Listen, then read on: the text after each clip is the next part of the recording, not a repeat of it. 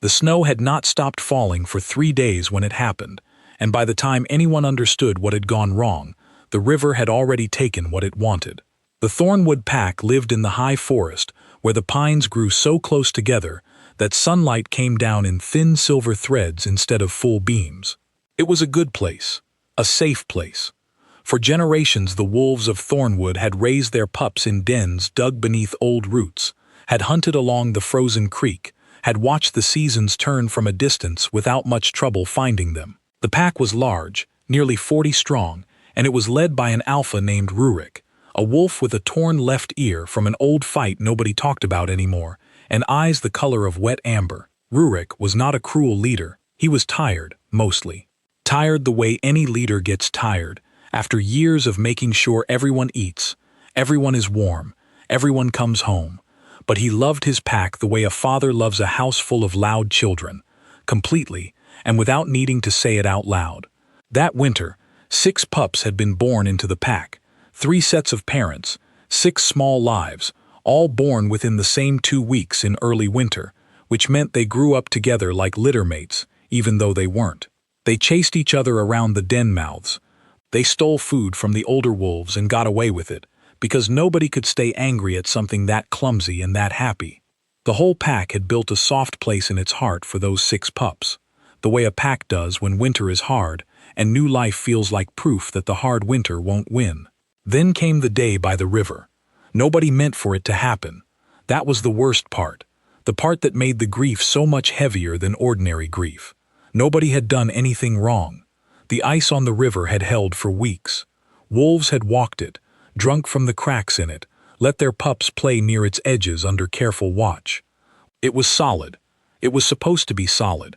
But ice does not care what it is supposed to do. A group of young mothers had brought the 6 pups down to the frozen bank that morning, just to let them slide and tumble in the snow near the water, the way pups do. There was laughter. There was the ordinary chaos of small creatures learning what their own legs could do.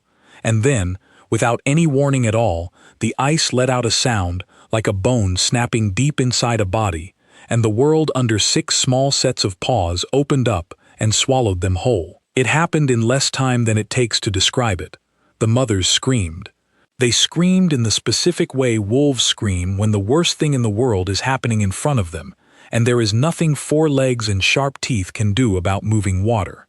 Other wolves came running from all directions, drawn by a sound none of them ever wanted to hear again.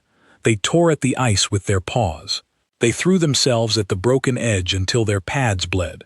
But the current under that ice was fast and cold, and did not stop for anyone's grief. And by the time the pack understood there was nothing left to pull out, the pups were gone downstream, carried by water too fast and too dark to follow. That night, the whole pack howled together. It is a sound that does not translate easily into human words, but if it could, it would sound something like this. We are still here, and we are asking the sky why we are still here when they are not. The days after were the hardest. Grief in a wolf pack does not look like grief in a human house, with quiet rooms and closed doors. It looks like silence in a place that used to be loud. It looks like 6 empty sleeping hollows in the den that nobody has the heart to fill with anything else. It looks like mothers who stop eating, who lie curled at the river's edge long after the ice has hidden its crime, staring at water that offers no answers. Rurik carried his grief differently. He carried it in his hands. If a wolf can be said to have hands, then in his paws, in the stick he found on the 2nd day, and began carving with his claws. He didn't know what he was making. He just knew that his claws needed something to do besides sit still, because sitting still meant thinking, and thinking meant seeing 6 small shapes disappear under ice over and over again. By the 6th day, the pack had gone quiet in a way that worried even the wolves who were usually good at hiding worry. Hope had thinned out to almost nothing. The old wolves, the ones who had seen many winters, began speaking in low voices about acceptance, about how the pack needed to grieve, and then, eventually, needed to keep living, because packs that stopped living entirely did not survive to see spring. Nobody wanted to hear it, but nobody argued either. And then, on the 7th day, the wind changed. Kessa was the first to notice. She was the oldest omega in the pack, gray around the muzzle, quiet in the way that made younger wolves forget she was there until she said something that turned out to matter. She had lived through 3 harsh winters and 1 plague year, and had learned, somewhere in all that living, that the nose tells the truth long before the eyes catch up to it. That morning she had been sitting near the edge of the territory, not doing anything in particular, just breathing the cold air the way old wolves do when their joints ache, and moving feels like more effort than it's worth. And into that cold air came a smell that did not belong. It was not blood, though it had blood in it somewhere. It was wet fur, but not wolf fur, something with a different oil to it, a different weight. Underneath that was something sweeter, something that made no sense at all in the middle of a snow-buried forest. Wax maybe, or the smell of something that had been kept warm by a fire recently, carried far from that fire into the cold. And under all of that, so faint she almost missed it, was the smell of pup, a live pup. Not the smell of pup that had drowned 7 days ago and been lost to a river. Fresh, small, frightened, alive. Kessa did not howl. She had learned long ago that howling first and thinking second was how rumors got started and hopes got broken twice instead of once. Instead she stood, every old joint complaining, and walked toward the smell with her head low and her ears forward, the way a wolf walks toward something she cannot yet believe. What she saw at the tree line stopped her cold. It was a human. Upright, wrong-shaped in the way all humans look wrong-shaped to wolf eyes, moving with the stiff, unbalanced walk of something that had never learned to run on 4 legs and never would. That alone was enough to freeze every wolf who saw her, because humans this deep in Thornwood territory meant one of 2 things, and neither of them was good.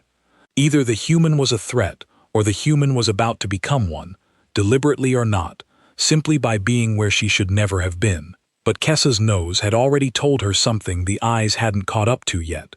The human was carrying something. Several somethings, wrapped and bundled against her chest and shoulders in what looked, on closer look, like her own coat, torn into strips and tied with what might have been strands of her own hair, because she had nothing else left to tie with. And those bundles were making sound, small, furious, unmistakable sound. Crying, not the crying of something dying, the crying of something that was very cold, and very hungry, and very much still alive, and extremely unhappy about all 3 of those facts. Kessa did not run to fetch Rurik. She did not have to.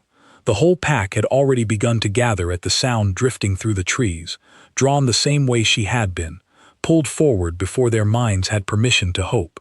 Rurik arrived at the edge of the clearing just as the human stepped fully into view, and what he saw made him stop breathing for 1 full second, the way you stop breathing when you see something you have already grieved standing in front of you, uninvited, undeniable.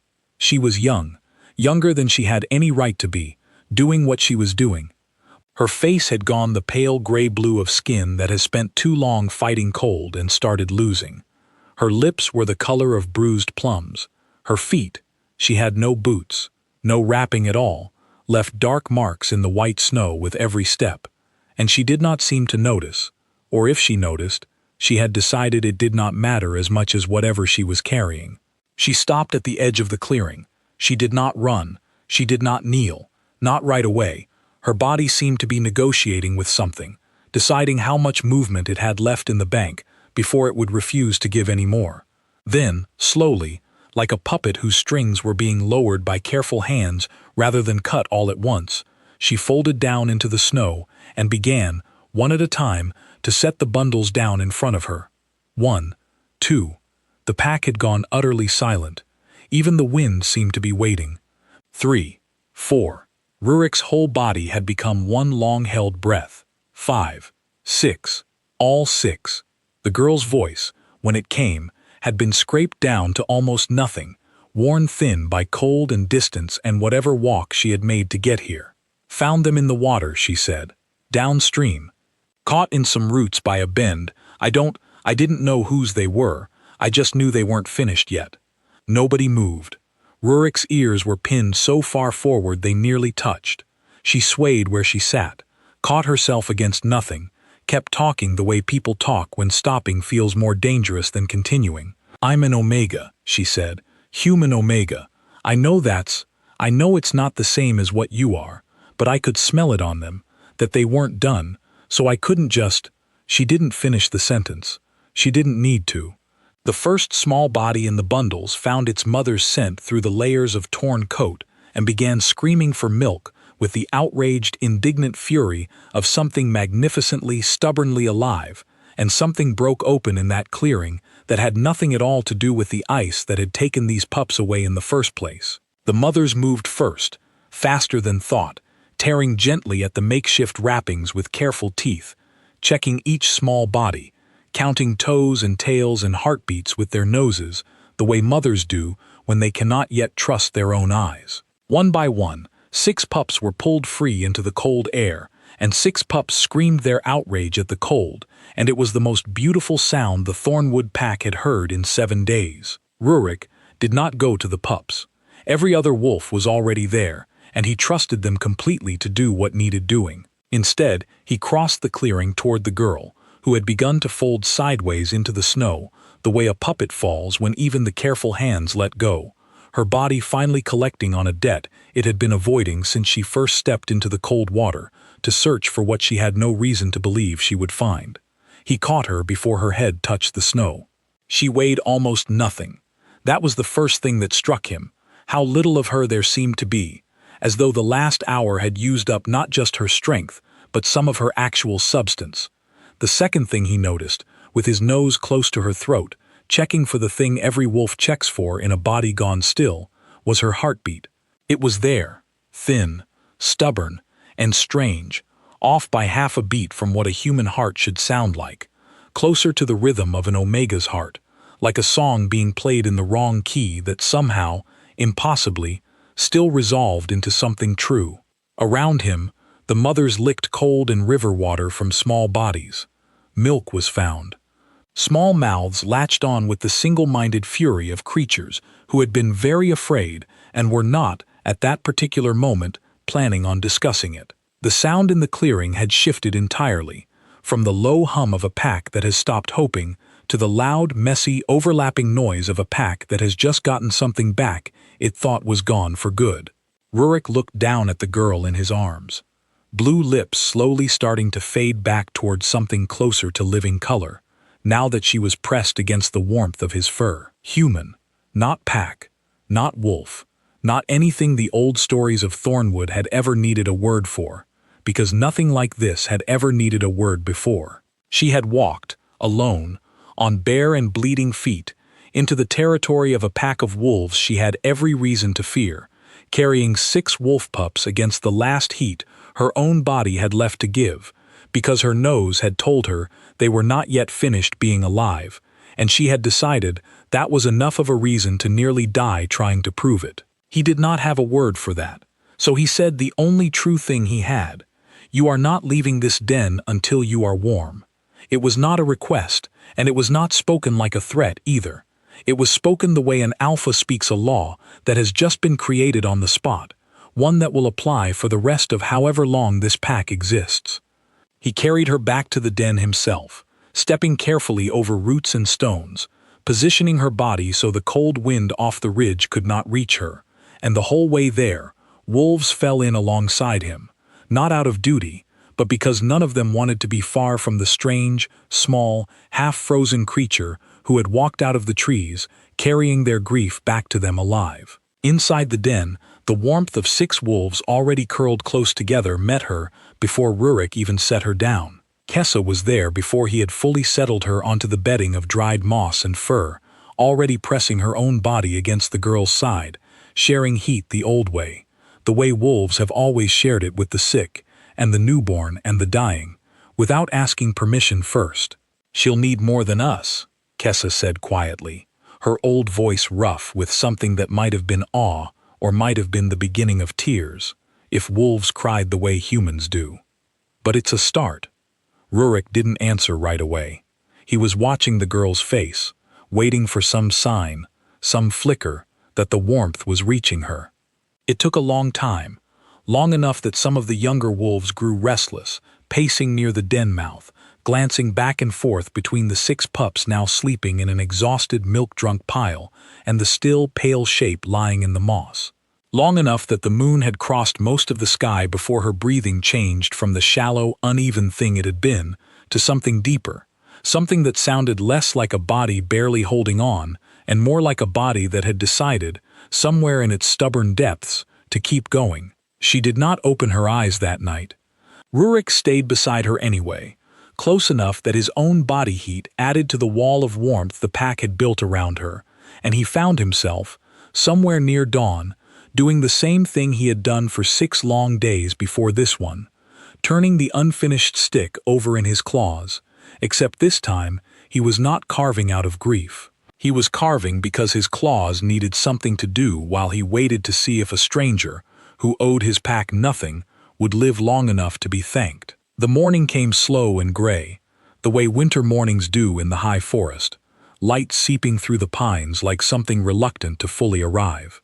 The pups, worn out from their ordeal, and warm now for the first time in longer than any of them could understand, slept in a heap against their mothers' bellies, twitching now and then with small dreaming motions, the kind that meant nothing more sinister than a pup chasing something across the inside of its own eyelids. The girl slept longer than any of them. By mid-morning, worry had crept back into the den despite the good news of 6 pups breathing steadily nearby. Kessa checked the girl's pulse with her nose more times than she likely needed to, each time reporting the same thing to whichever wolf asked. Still there, still stubborn, still fighting whatever fight was happening beneath that too pale skin. It was near midday when her eyes finally opened.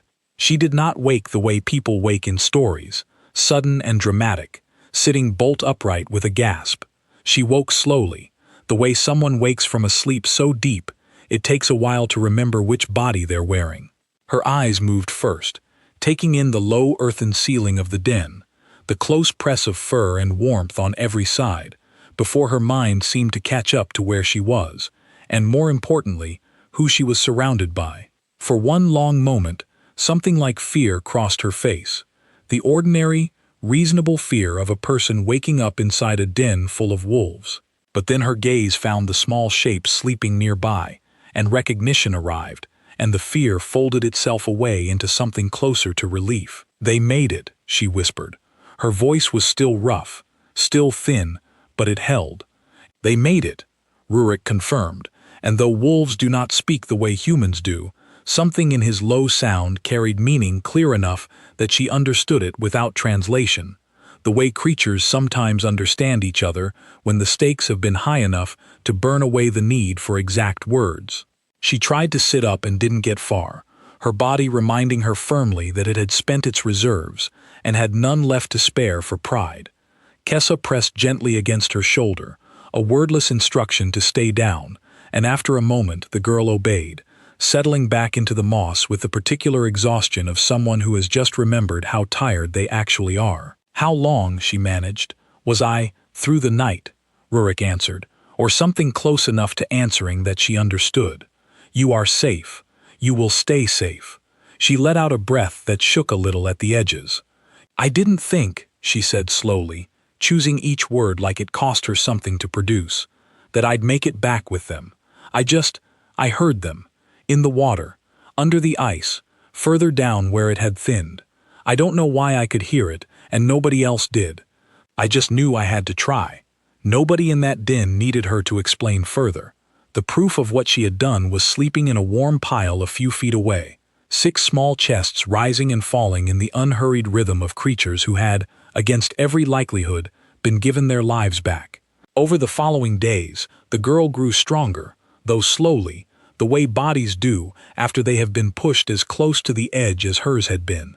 The pack fed her in the only ways they knew how, bringing what could be brought, standing watch so nothing else in the forest mistook her weakened state for opportunity. Kessa, in particular, rarely left her side, tending to her with the quiet, unglamorous patience of someone who had spent a long life learning how to nurse things back from the brink. The 6 pups, for their part, seemed to have decided almost immediately that the strange upright creature who smelled of firewax and torn coat was simply part of their world now. They tottered toward her whenever they were allowed, climbing over her legs with the reckless confidence of the very young, tugging at whatever loose fabric remained of her ruined coat, entirely unbothered by the fact that she looked nothing like anyone else in their small world. To them, she was simply the warm, soft-voiced shape that had been there since the beginning of their memory of being warm at all, and pups do not question the things that feel safe. They only trust them. Rurik watched this unfold with something in his chest he did not have a tidy name for. He had led this pack through hard winters and harder losses, had made decisions that cost lives in order to save more lives, had carried the particular weight that comes with being the one everyone else looks to when the world goes wrong. He had never, in all his years leading Thornwood, seen anything walk willingly into danger for creatures that were not its own, expecting nothing in return. One evening, as the last light drained out of the sky, and the pups slept in their usual pile against the girl's side, she finally asked the question that had clearly been sitting behind her eyes since she woke. "Why did you let me stay?" she asked. "You didn't have to. I'm not one of you." Rurik considered this for a long moment, the way he considered most things worth considering, without rushing toward an answer simply because one was expected. "You carried what we lost, back through the cold, on legs that were not built for that kind of walking," he said eventually. "You did not have to know our names to know our grief mattered. That is not nothing, in these woods. That is not nothing anywhere." She was quiet after that, her hand resting lightly on the back of the smallest pup, the one who had been the last to be pulled from the ice-cold water, and the loudest to complain about it ever since. Something in her face had softened, the particular softening that happens when a person who has spent a long time feeling like an outsider is told plainly and without decoration that they belong somewhere after all. Winter did not end quickly, but it did, eventually, begin to loosen its grip. The days grew a little longer. The ice on the river, the same river that had taken so much and then, through impossible circumstance, given it back, began to groan and crack in the way ice does when it senses spring coming even before the world above it does. The 6 pups grew stronger, steadier on their legs, learning to play again in the snow near the den mouth under the careful eyes of mothers who no longer let them stray far from sight, and under the equally careful eye of the girl who had once, in the worst week of the pack's life, walked out of the trees carrying 6 small miracles against her own failing heat. She never fully explained how she had known where to look, or how her legs had carried her as far as they had, when every reasonable measure said they shouldn't have been able to. When asked, she only ever offered pieces: a smell on the wind she couldn't ignore, a sound under the ice too faint for most ears but impossible for hers to unhear, a certainty in her chest that she has never since been able to describe, except to say it felt less like a choice and more like a debt she owed to something she couldn't name. The Thornwood pack did not question it further. They had learned, in the space of one long cold night, that some things do not need to be understood in order to be trusted completely. By the time real spring finally broke over the high forest, the girl who had arrived nearly dead in the snow, carrying 6 lives that did not belong to her, had become something the pack no longer thought of as separate from themselves. She was not a wolf, and she never would be, but she had earned, in the truest sense the forest understood, a place at the den mouth, a claim on its warmth, a right to sit among creatures who had once had every reason in the world to fear her, and had chosen, instead, to owe her everything. And every year after, when the first hard freeze came and the ice began to test itself along the river's edge, the pack remembered. They remembered the 6 days of silence, and the 7th day when the wind changed, and the shape that came out of the tree line, carrying their grief back to them, alive, against every reasonable expectation the cold winter world could offer. They remembered, and they were grateful, in the quiet, permanent way that only creatures who have nearly lost everything and gotten it back again ever truly learn how to be.